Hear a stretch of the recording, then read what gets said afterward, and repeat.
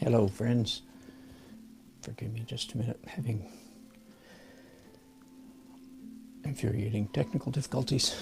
All right, forget that. I was going to try to broadcast on Facebook. Facebook has gotten very strange. So we won't. We'll just go with YouTube. Hello, friends. Hello, my YouTube friends. Maybe turn down my volume to a moderate level. Whew. All right, it's been a while. This is Daily Art Adventure number 992, starting a wedding portrait in my studio. Turn you around just for a second and explain my attire here. So I'm going to do this video. I'm in my studio. I don't usually dress up to paint in my studio, but in this case, I want it. While I'm doing this painting, I want it to look like I'm at a wedding, because I might edit this video later on into, do time lapse and so forth, so that I can have a wedding painting from start to finish, which is hard to do at a real wedding. So here I am doing a real painting, but not at a real wedding. So that's why I'm dressed kind of funny, kind of fancy. There we go.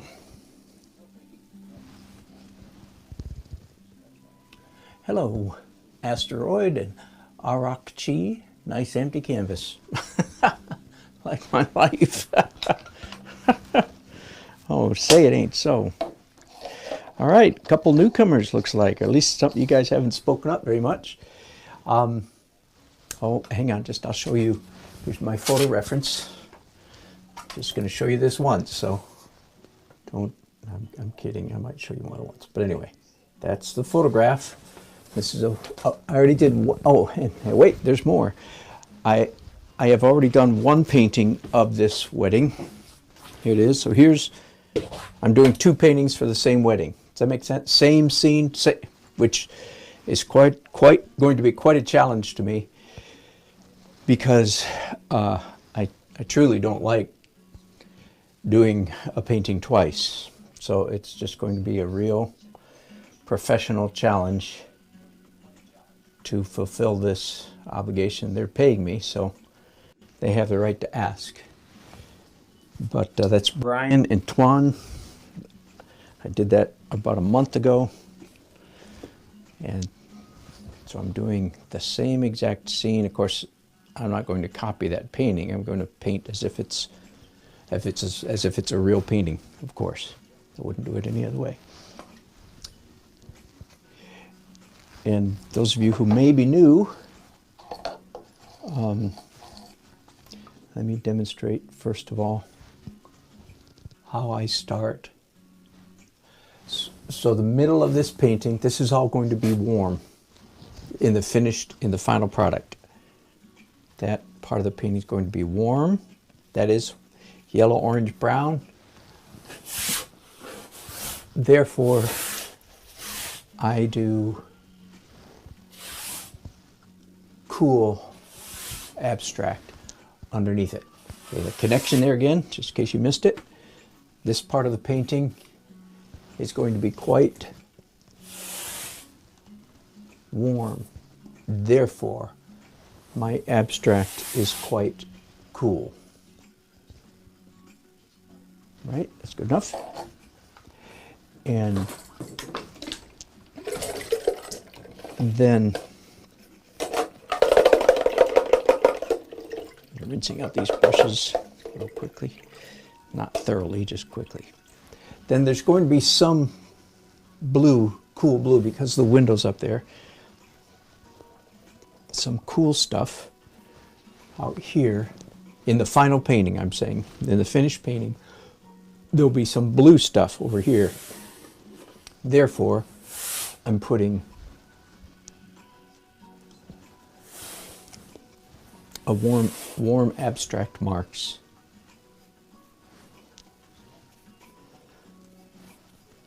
And now, simply because everything I've got on the canvas so far is straight lines, so let's get some curve. Now it looks like a snail, doesn't it? That doesn't matter too much. Hey, I do have some fun toys over here though. There's some watercolor sticks. Oh good, some nice new ones. I forgot that I had these. So these are like, almost like watercolor crayons. Everything I'm doing right now is simply to achieve spontaneous, uncontrolled, if you will, abstract marks, abstract texture. The only thing I'm careful, well, not too careful over there, the structure, the building that I'm going to paint is, of course, pretty much built on the square, you know, like most buildings. So I'm going to be fairly careful. In fact, because of that, I'm going to wipe out this red line right here because that's too close to literal, too close to what the final. I don't want any of these abstract marks coinciding with the finished scene, the painting. I've got now, seems to me a little bit too much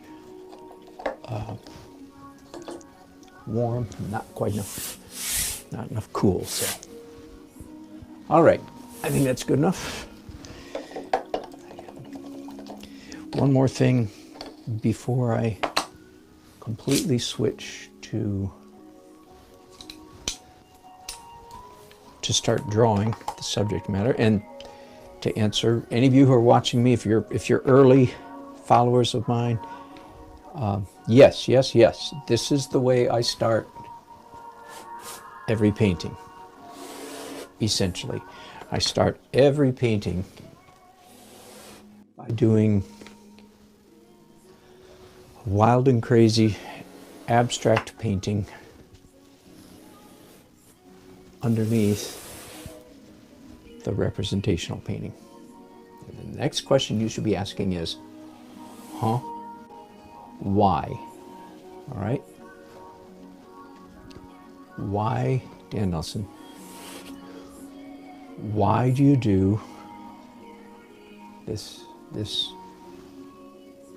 abstract painting underneath what is going to be a realistic painting? I've answered that so many times, so let me try to see if I can come up with a new way to answer it.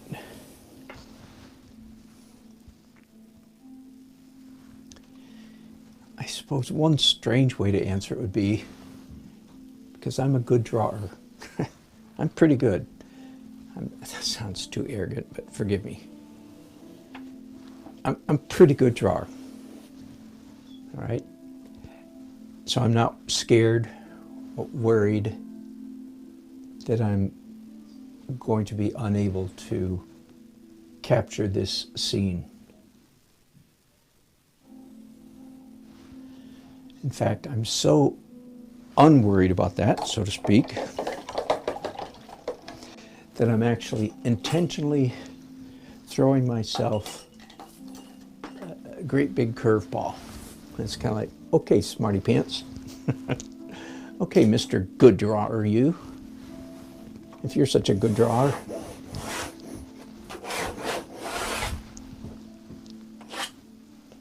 draw on top of this. I'm aware of the fact that I'm not answering the question, by the way. Let me get more to the point. I'll approach it this way. First of all, my only abstract painting.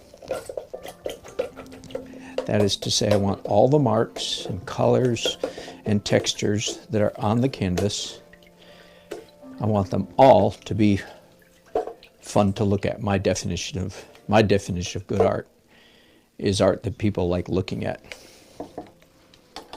Okay?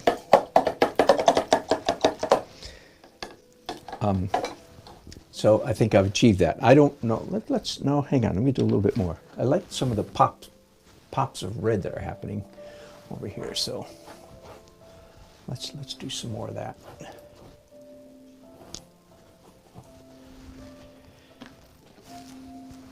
Now, some of you perhaps there are people out there who, forgive me, but they kind of turn up their nose, and that's all right. We all turn our nose up at some things till we learn better. Some people turn up their nose saying, "I don't like abstract art." Okay, I'm sorry, I had to go into that mocking tone, didn't I? I don't like abstract art. Well, okay. So this is not for you guys then, because you're having a hard time seeing any beauty in this. The beauty is simply in eyeball, like a little child. Ooh, ooh, ooh, ooh, ooh. That's the only beauty. Unlike some adult brains that want to say, "Well, it doesn't look like anything." See, do you hear that grumpy adult voice? Anyway, my only goal at this point in the painting process is to create colors and textures and shapes and lines that a 3-year-old, 2-3-year-old child will go, "Ooh, look at mommy," or "Yuk it, mommy, yuk it." Okay, that's my goal. And behold, I'm going to declare unto thee that I have achieved that goal. All right, now I'm going to start drawing. Hello, asteroid.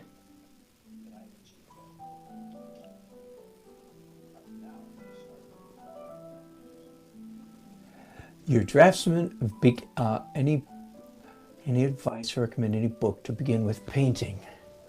Yeah, watch my videos. Sorry, you asked for it, man.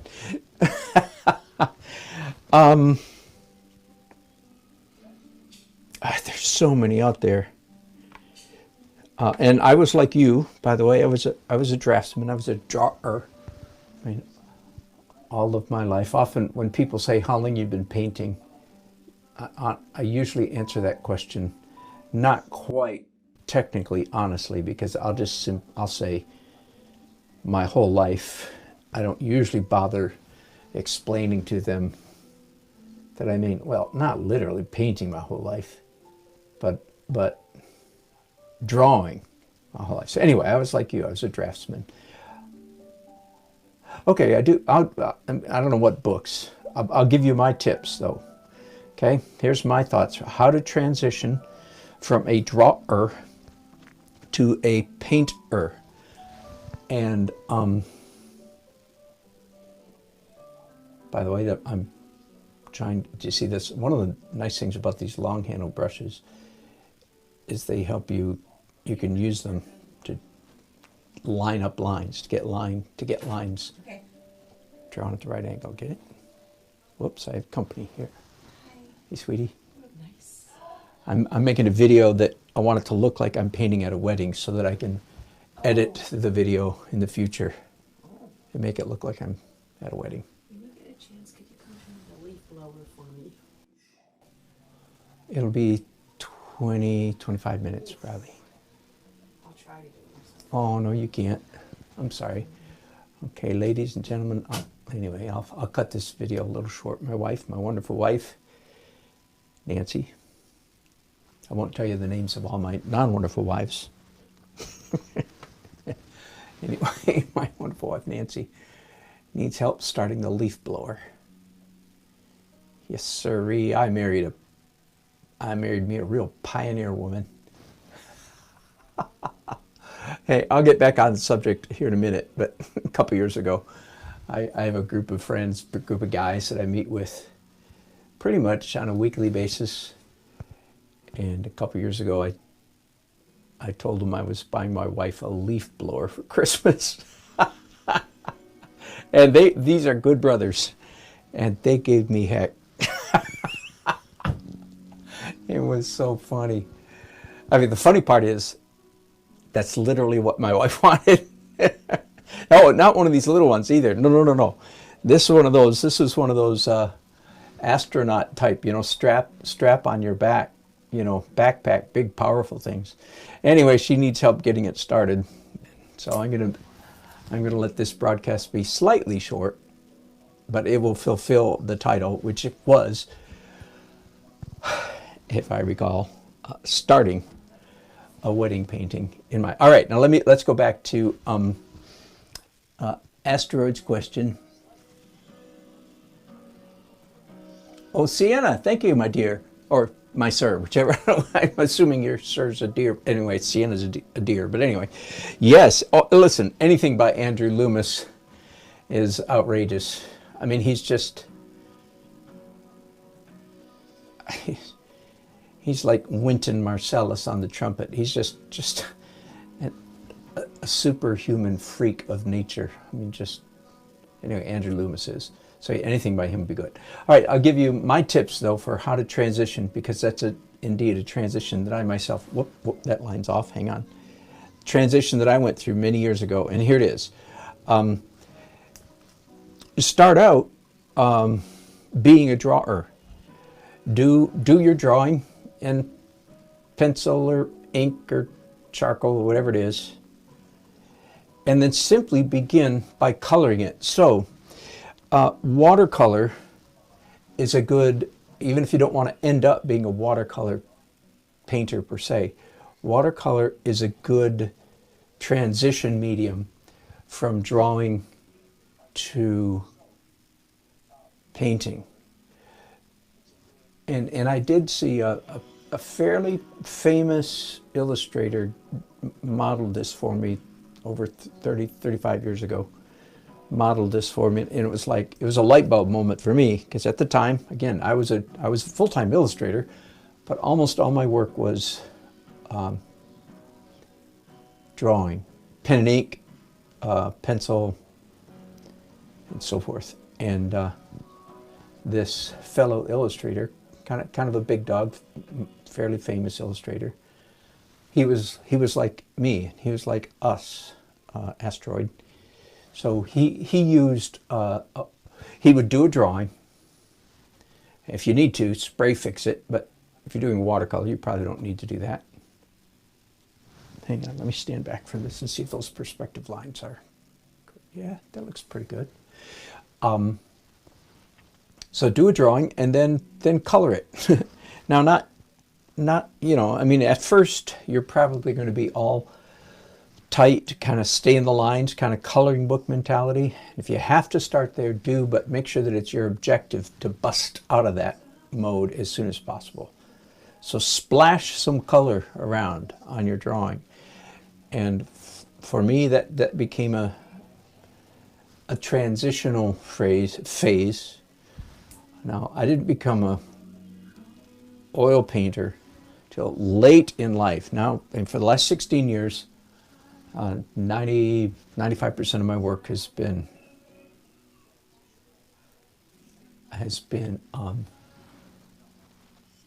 oil painting.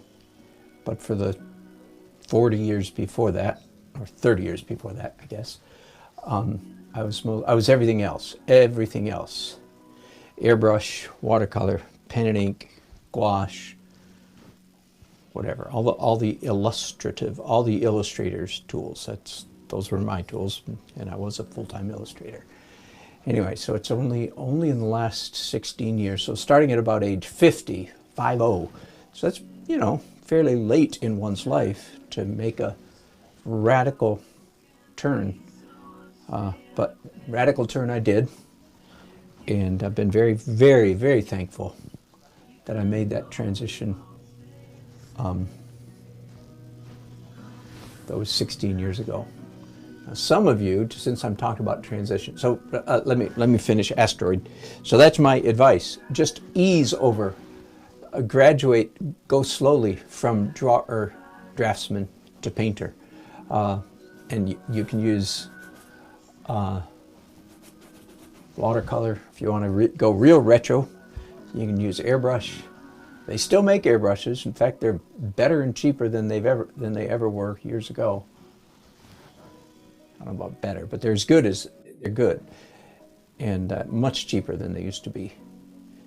So anyway, use that as a halfway house as you transition out of drawing into painting.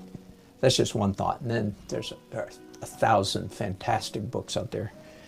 As Sienna mentioned, anything by Andrew Loomis. I have 2 books by Andrew Loomis right behind me, within 3 feet of my shoulder here, are 2 Andrew Loomis books. His Figure Drawing for All It's Worth and Drawing the Head in Hands, I think, or Head in Hands, I think. Anyway, as I said, just an absolute freak of nature. His skill level is just breathtaking, off the charts. I don't say that about a lot of people. Rembrandt. Oh, yeah. Rembrandt is the god who rules over all of us, by the way. Father, Son, Holy Spirit, and Rembrandt. That's sort of, that's my, let me see, Trinity, Quarinity. Sorry. Anyway, I hope you understand. I jest, all in good fun. But yeah, that kind of gives you some idea how I feel about Rembrandt. And Andrew Loomis would be in the, he was an American, I believe. I think he was an American, and he worked in the middle of the 20th century, 1950s, 60s, 70s maybe. Anyway. All right, so the whole time while I've been talking, of course, you see me drawing mostly in red, a little bit of orange. I'd rather draw in a pretty color, so to speak, pretty, rather than, here's the groom, here's the, now I'm at a definite advantage here, which I don't normally have. Definite advantage that I've already done this painting once. Those of you who tuned in late, let me show you again. I've already done this painting, this wedding once. They paid me to do 2 wedding paintings. That's the first time it's ever happened. So they paid me to do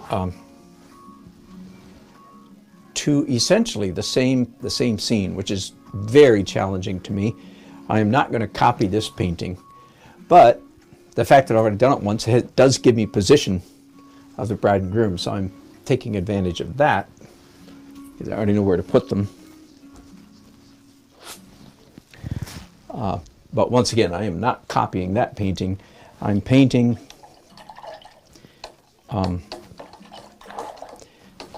one of these is going to the bride, the other one is going to the bride's mother, and they're going to have to fight over which is which. I hope that we don't run into problems.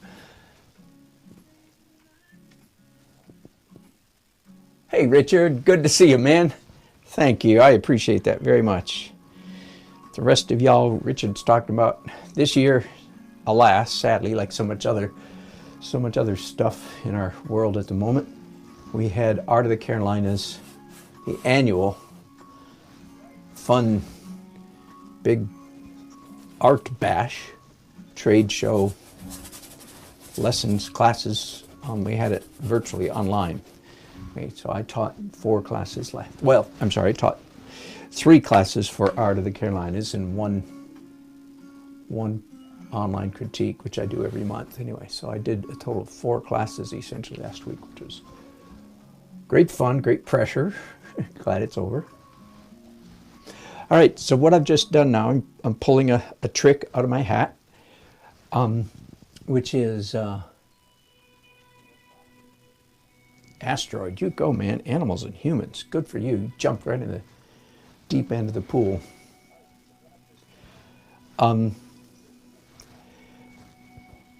I've switched to purple and red on my brushes, which of course is darker than the earlier red. So the darker color, purple, kind of eclipses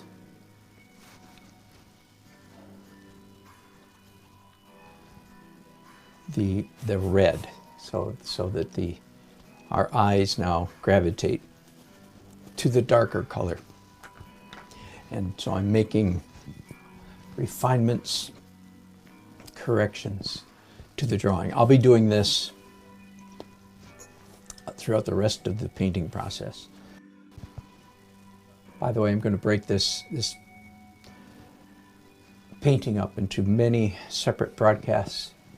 I certainly won't be able to finish today because I have a number of other things I need to do today.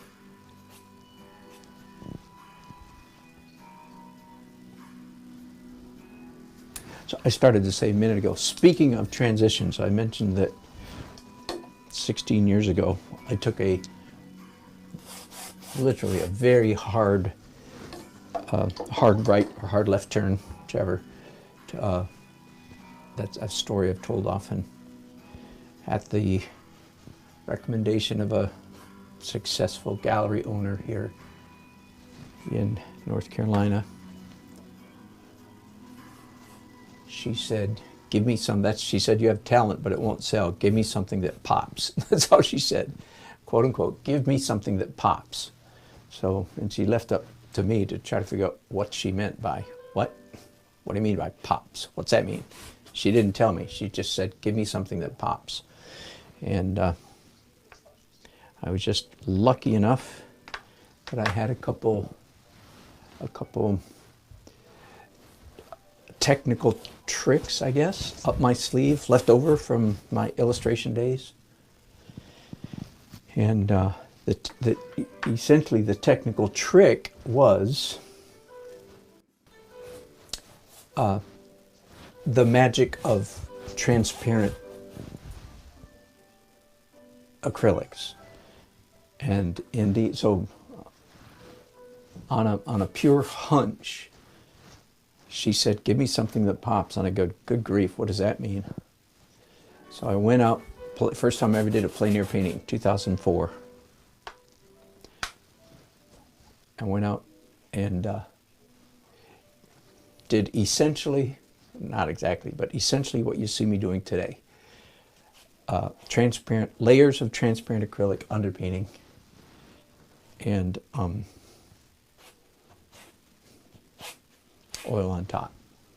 So that's the Dan Nelson technique, again, which is if you want one word to describe, if you want to come up with, so how would you describe your painting? The answer would be transparent.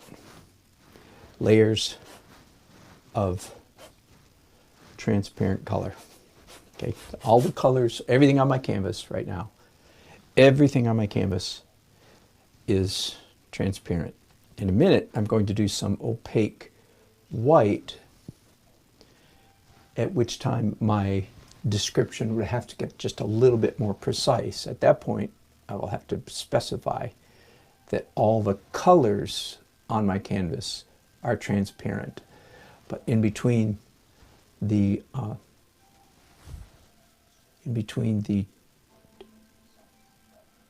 transparent layers of transparent colors are layers of opaque white. So opaque white, all the colors still remain transparent. And that's pretty much the case until I finally get to the, well, what is now, I now call the fuzz layer in the oil. But that's about 8 or 10 layers from now, okay? So again, just if anybody new here, if you want to slap me in a category so you know where to fit me, the answer is, oh, he's that guy that paints transparent. He's that guy that paints layers and layers and layers of transparent color, starting with transparent acrylic and then graduating to transparent oils, then opaque oils, then back to more transparent. So the opaque, the transparent layers outnumber the opaque layers about 10 to 1, or maybe 8 to 1. There you go. So that, just in case you want to know. So how do you paint? And again, invented that, stumbled upon that, if you will, all at once. About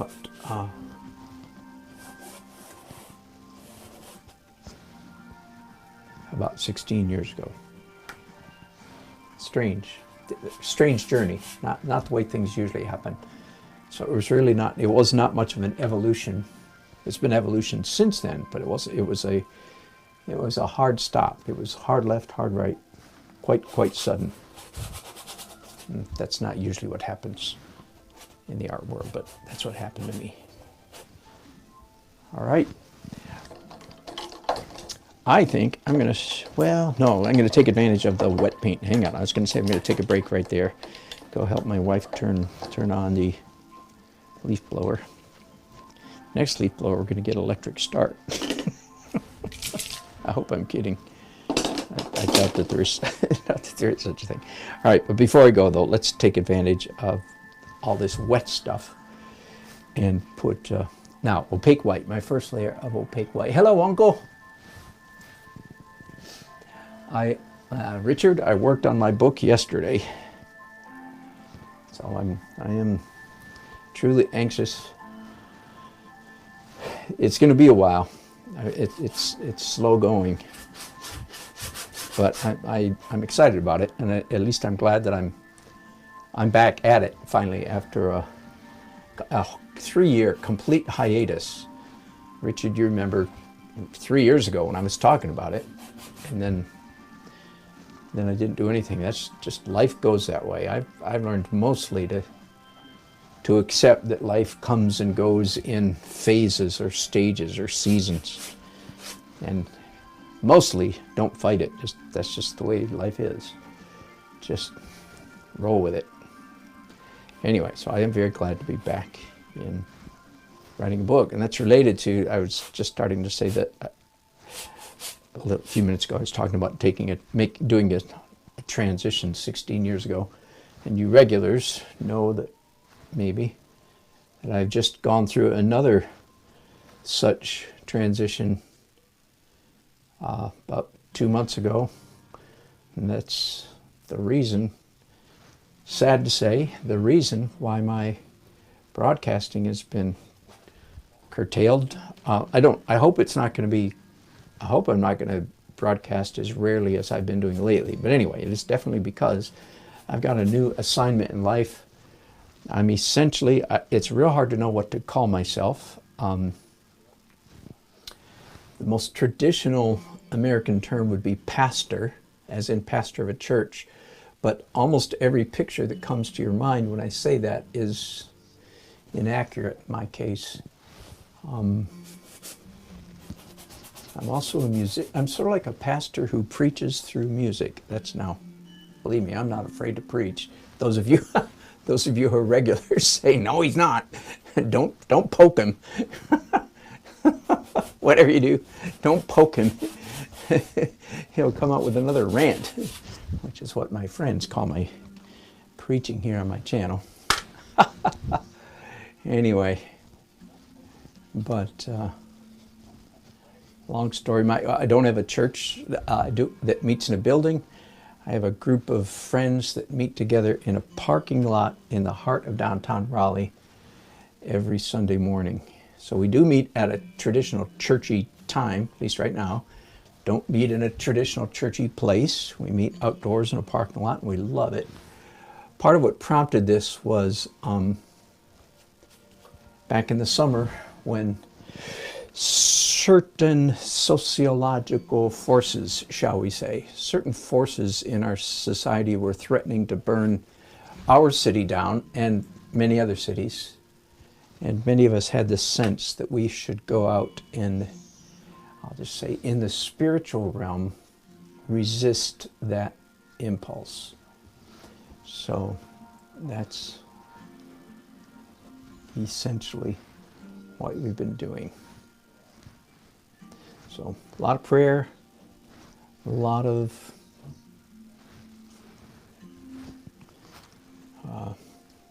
whatever.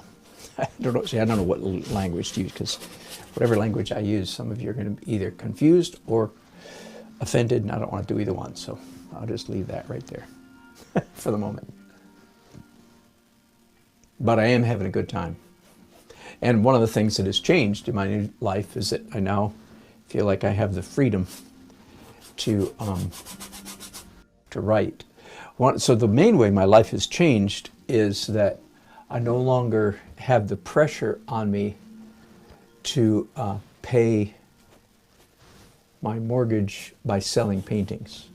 So I still am going to be an artist, and sometimes like this for pay, but I just don't have that super duper pressure that I've got to work like a maniac to pay the bills. And so some of you are saying, some of you might say, you mean people are paying you to be a preacher? And the answer is yes, much to our surprise, absolute much to our surprise. It was about the third Sunday that we were downtown.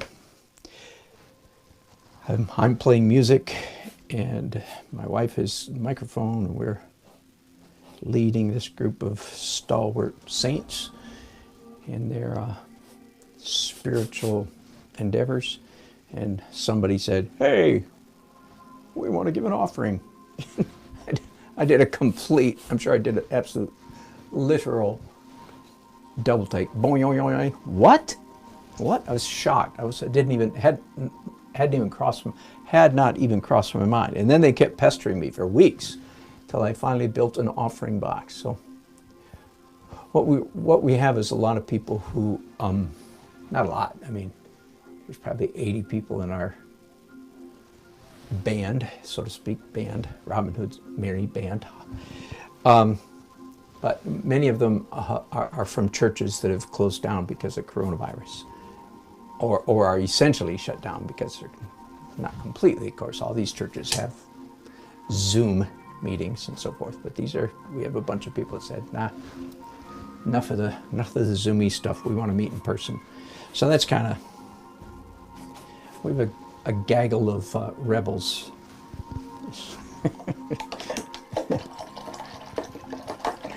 Is what else? All right, you guys are chatting up a storm, I see. Hello, Ruth.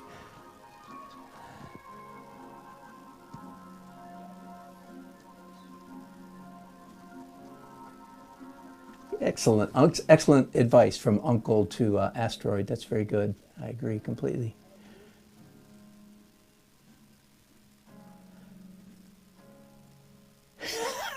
Uncle. Uncle, you're so precious. You're so kind. Can I stream? I'm thinking about it. I'm trying to figure out. Uncle, help me with this. I mean, Uncle's my most faithful follower. I'm walking a tightrope here. I don't want to violate people. You know what I mean? I don't want to do the old, which Christians over the decades have done a good job. Bait and switch, Come, watch a musician. Oh, really? We're going to preach at you. In my case, it would be, come, watch an artist. Oh, really? He's going to preach at you. So I'm trying to figure out how to get around that. I mean, I think I'm being sensitive. Maybe I'm just being a scaredy cat, but I don't think I am. That's not usually I don't know. Anyway, thanks for the suggestion, and I'm processing through that. And it may be that's exactly what I'm going to do.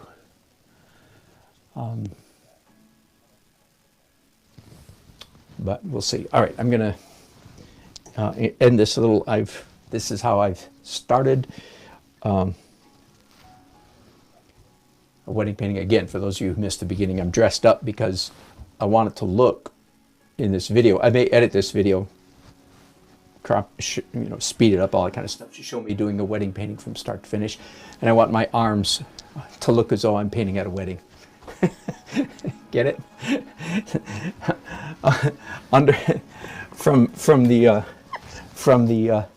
From the tucks down, I'm wearing tennis shoes and blue jeans.